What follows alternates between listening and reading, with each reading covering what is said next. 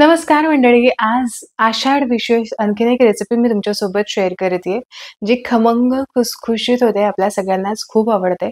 अर्धा किलोचं प्रमाण मी तुमच्यासोबत शेअर केलेलं आहे. सोबतच खूप साऱ्या छोट्या-मोठ्या टिप्स सुद्धा शेअर केलेल्या आहेत. 2 वेगवेगळ्या पिठांपासून अशी मस्त खुसखुशीत अशी ही शंकरपाळी मी तयार केलेली आहे. भरपूर यामध्ये लेयर्स निर्माण झालेले आहेत. तुम्ही बघू शकता आणि या लेयर्सवरूनच कळतं की ही शंकरपाळी किती खुसखुशीत झालेली असावी. तर बनवण्याची पद्धत अतिशय कमालीची सोपी आहे. सुरुवात करूयात. अर्धा किलोची शंकरपाळी बनवतोय, पण यासाठी जे वाटीचं मोजमाप आहे ना, ते अगदी परफेक्ट घ्यायचं. मग बाकीचा अंदाज सुद्धा अगदी परफेक्ट जुळून येतो आणि शंकरपाळी अगदी खुसखुशीत तयार होते. तर इथे मी एक पातेलं घेतलेलं आहे. यामध्ये हे जे तुम्हाला भांडं दिसतंय ना, म्हणजे मेजरिंग कप, तो अर्धा कपाचा अंदाज आहे. पण कुठलंही एखादी वाटी तुम्ही ठेवू शकता. 1 कप भरून जर तुम्ही दूध घेतलं, तर 1 कप भरूनच तुम्हाला साखर घ्यायची. गोडीचं प्रमाण अगदी परफेक्ट इथं होतं. पण जर गोड तुम्हाला थोडंसं जास्त हवं असेल ना, तर 1/2 कप वगैरे तुम्ही इथे साखर घेऊ शकता. आता गॅसची जी लो बर्नर असतो ना, त्या लो बर्नरवरतीच मी इथं हे पातेलं चढवलेलं आहे. गॅसची फ्लेम अगदी सुरुवातीपासून मी लो ठेवली आहे. आपल्याला काही इथे दूध वगैरे गरम करून घ्यायचं नाहीये किंवा पाक वगैरे बनवायचा नाहीये. तर फक्त आपल्याला साखर इथे विरघळून घ्यायची आहे. इतपतच हे दूध गरम करायचं. आता हे दूध चांगलं गरम झालं, साखर यामधली चांगली विरघळली गेली, की इथे मी गॅसची फ्लेम संपूर्णपणे बंद केली आहे. आता जेवढी साखर घेतली आहे, जेवढे दूध घेतलंय तेवढंच आपल्याला यामध्ये तूप सुद्धा घालायचंय. पण तूप घालण्याच्या आधी ना थोडंसं हे मिश्रण ढवळून घ्यायचं. थोडीशी यामधली जी वाफ आहे ती घालवायची. म्हणजे साधारण अर्धा मिनिटांसाठी हे फक्त आपल्याला हलवून घ्यायचंय. गरमागरम दुधामध्ये जेव्हा तुम्ही तूप घालता तेव्हा दूध फुटण्याची शक्यता असते. यासाठी अर्धा मिनिटांसाठी यामधली वाफ घालवायची आणि जितकं आपण दूध घेतलं आहे तितकंच आपल्याला इथे तूप सुद्धा घ्यायचंय.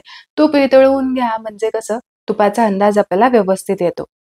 आता दूध भरपूर गरम आहे. या गरम दुधामुळेच तूप सुद्धा चांगलं गरम होतं आणि हे मिश्रण जेव्हा तुम्ही मिक्स करत जाल ना, तर दूध आणि तूप काही लगेचच मिक्स होत नाही. यासाठी साधारण मिनिटभरासाठी मिक्स करत राहायचं.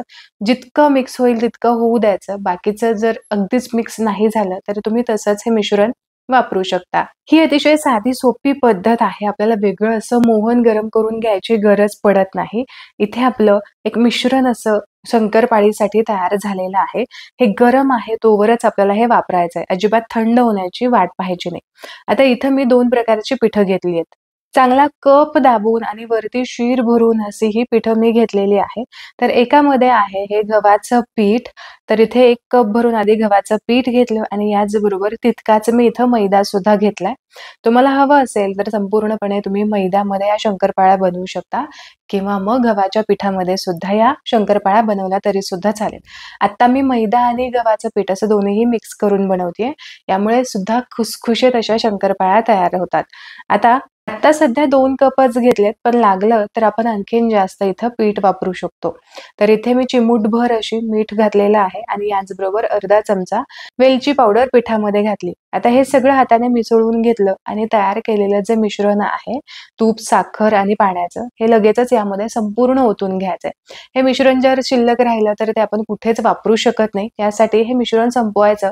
जर हे मिश्रण आपल्याला पातळ वाटलं, पीठ आपल्याला पातळ वाटलं, तर आपण पिठाचं प्रमाण इथे वापरू शकतो. मग इथे आपल्याला 2 ऑप्शन आहेत. आयदर तुम्ही गव्हाचं पीठ वापरू शकता किंवा मग मैदा इथे वापरला तरी सुद्धा चालेल. तर सगळं तयार केलेलं मिश्रण मी यामध्ये ओतून घेतलं. सुरुवातीला घातलेलं हे मिश्रण हाताला चटका बसू नये म्हणून चमच्याने ढवळून घ्यायचं. पण हाताला सोसवत असेल तर मात्र हातानेच व्यवस्थित मळून घ्यायचं. चमच्याने काय हे मळायला आपल्याला जमणार नाही. आता सगळं मिश्रण मी चमच्याच्या साहाय्याने थोडंसं एकजीव करून घेतलं आणि आता हातानेच मळून घेऊयात. तर हे ना मिश्रण मला थोडंसं सुरुवातीलाच पातळ वाटतंय. यासाठी आणखीन एक अर्धा कप भरून मी इथं मैदा घेतला. तर या मैद्यापैकी सगळा मैदा मी आता यामध्ये वापरणार नाही.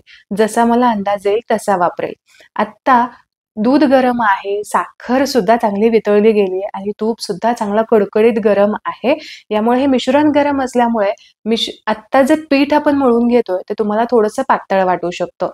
पण हे मिश्रण थंड झालं की मात्र तूप सुद्धा घट्ट होतं, साखर घट्ट होते. हे शंकरपाळीचं पीठ आणखीन जास्त घट्ट होऊ शकतं. यासाठी सुरुवातीपासूनच थोडंसं बेतामध्येच पीठ आपल्याला इथे वापरायचं आहे. तर या छोट्या-मोठ्या काही टिप्स आहेत, की ज्या तुम्हाला शंकरपाळीचं पीठ मळून घेत असताना उपयोगाला येतील. तर एकतर आत्ता मिश्रण गरम आहे. गरम असतानाच पीठ आपल्याला मळून घ्यायचंय.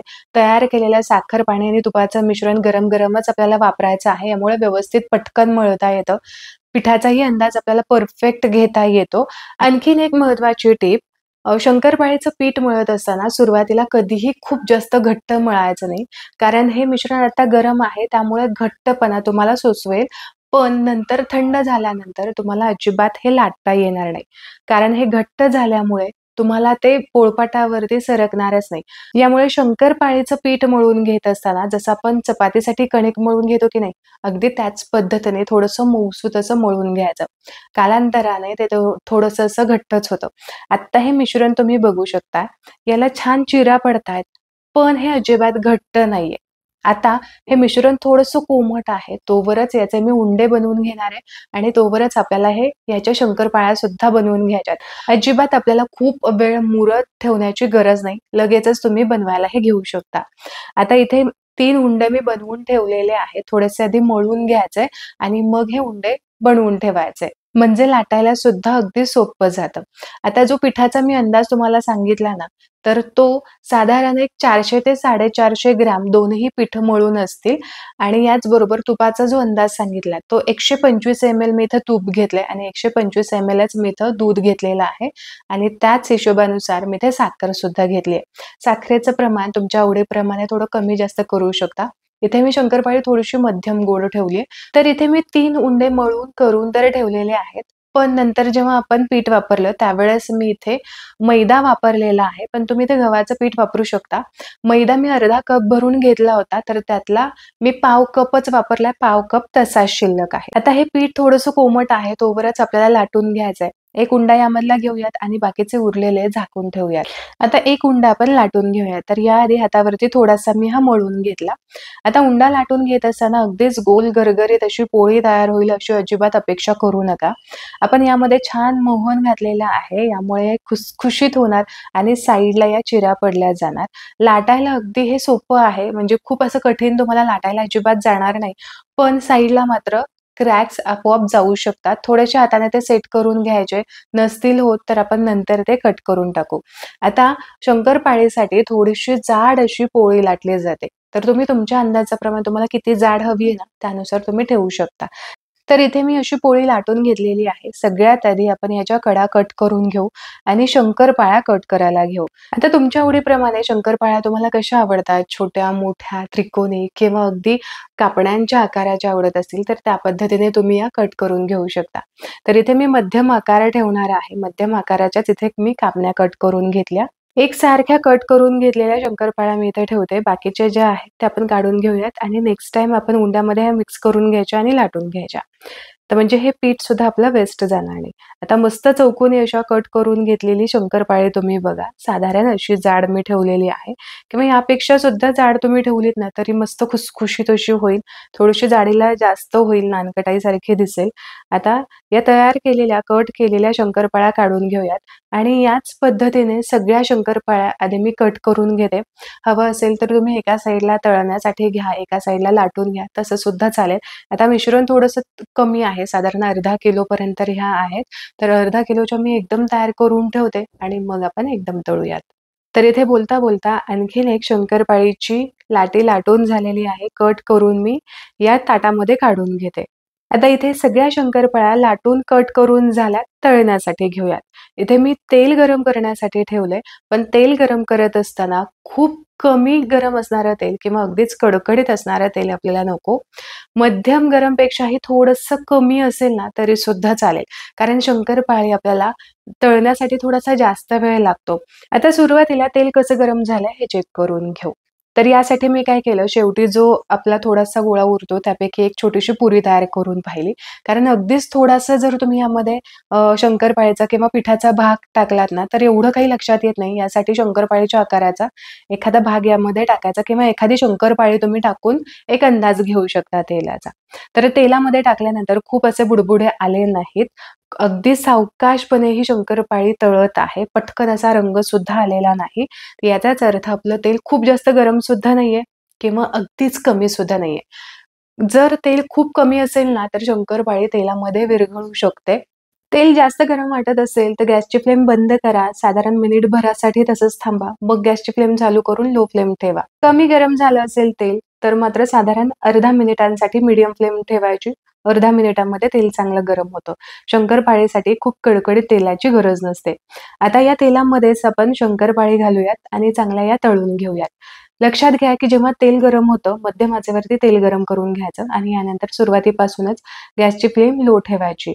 अगदी मी लो बर्नरवरती लो फ्लेम करून ठेवलेली आहे. म्हणजे शंकरपाळ्या ना मंद आचेवरती तळून घेतल्या, की आतमध्ये पर्यंत सुद्धा तळल्या जातात, कच्च्या राहत नाहीत आणि छान खुसखुशीत होतात. मस्त याला लेयर्स येतात आणि मस्त खमंग तयार होतात. शंकरपाळी तळत असताना सुरुवातीला मिनिटभरासाठी अजिबात याला झारा लावायचा नाही. कारण तेलामध्ये घातल्यानंतर या शंकरपाळ्या खूप सॉफ्ट होतात, तुटू शकतात, यावरचे लेयर सुद्धा निघू शकतात. आणि या लेयरचे कण तेलामध्ये पडून तेल सुद्धा खराब होऊ शकतं. साधारण मिनिटभरासाठी या शंकरपाळ्या अशाच ठेवायच्या लो फ्लेमवरती आणि यानंतर बुडबुडे थोडेसे कमी झाले, की यानंतर मग उलट-पलट करून मंद आचेवरती या शंकरपाळ्या चांगल्या तळून घ्यायच्या. तर एक बॅच तळण्यासाठी ना साधारण एक 5-6 मिनिट किंवा 7 मिनिट लागू शकतात. अधून-मधून हलवत राहिलं, की असा मस्त एकसारखा रंग येतो. आत्ता जसा रंग दिसतोय ना, काढल्यानंतर आणखीन थोडासा डार्क होतो. यासाठी थोड्याशा रंग जसं तुम्हाला हवा आहे ना, त्या रंगाच्या आधीच थोड्याशा या शंकरपाळ्या तेलामधून काढून घ्यायच्या. तर इथे तुम्ही बघू शकता मस्त अशा टपोऱ्या या शंकरपाळ्या झाल्यात. रंग सुद्धा एकसारखा आलेला आहे. तेलामधून काढून घेऊयात. तर इथे दुसरी बॅच सुद्धा माझी तळून झालेली आहे. आता कसं होतं, की कुठलेही तळण तळायला घ्या, पहिल्या बॅचमध्ये थोडीशी गफलत होत असते. तेलाचा आपल्याला परफेक्ट अंदाज येत नाही. त्यामुळे पहिल्या घाण्याच्या वेळेस ना, थोडेसे कमीच पदार्थ तेलामध्ये सोडायचे. एकदा परफेक्ट अंदाज आला, की मग मात्र तुम्ही भरपूर पदार्थ या तेलामध्ये सोडून तळून घेऊ शकता. तर इथे दुसरी बॅच सुद्धा तळून झालेली आहे. मस्त खमंग खुसखुशीत अशा शंकरपाळ्या आपल्या इथे तयार झाल्यात. तर इथे भरपूर लेयर्स असणाऱ्या खुसखुशीत अशा शंकरपाळ्या तयार झाल्यात. रंग सुद्धा अप्रतिम आलाय. हवाबंद डब्यामध्ये अगदी महिना, दीड महिने ह्या मस्त टिकल्या जातात. आपण इथे तेलाचं मोहन नाही तर तुपाचं मोहन घातलंय. यामुळे तर या आणखीनच जास्त टिकल्या जातात. चहासोबत किंवा अशाच मधल्या वेळेस तुम्ही खाऊ शकता. पहिला नैवेद्य देवाला देण्यासाठी अजिबात विसरू नका. आशा करते, की आषाढ विशेष आजचा हा भाग तुम्हाला आवडला असेल. व्हिडिओ आवडला तर व्हिडिओला लाईक जरूर करा. तुमच्या मित्रपरिवारामध्ये नक्की शेअर करा. पुन्हा भेटूया अशाच एका मस्त खुसखुशीत रेसिपी सोबत. तोपर्यंत स्वस्त रहा आणि मस्त-मस्त खात रहा.